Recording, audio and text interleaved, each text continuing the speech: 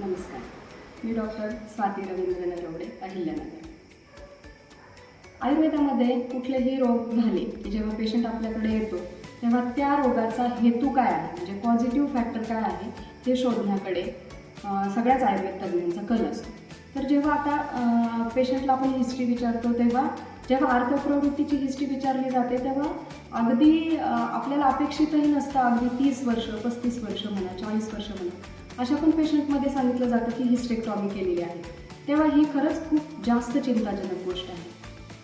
तर जेव्हा काही हिस्टेक्टॉमी खरं तर कधी सजेस्ट करतात गायनेकॉलॉजिस्ट, DUB असेल, खूप अतिप्रमाणात ब्लिडिंग होत असेल आणि ते कुठल्याही औषधींनी थांबत नसेल, त्याच पद्धतीने वेगवेगळे गायनेकॉलॉजिकल कॅन्सर्स असतील, जसे गर्भाशयाचा कॅन्सर असतो, सर्व्हिक्सचा कॅन्सर असतो, ओव्हरीजचा कॅन्सर असतो.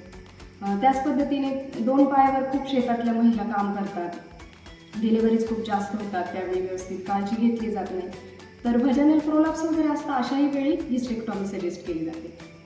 तर खूप गायनेकॉलॉजिस्ट पेशंटला समजून सांगत असतात की आता नाही केलं तरी चालेल, परंतु जेव्हा महिला एकत्र बसतात तेव्हा एकमेकींचं ऐकून कॅन्सरच्या भीतीने स्वतःहून डॉक्टरांना इन्सिस्ट करतात की तुम्ही हिस्टेक्टॉमी करा. पण खरंच या गोष्टीचा 100% टाळायचा प्रयत्न करायला पाहिजे.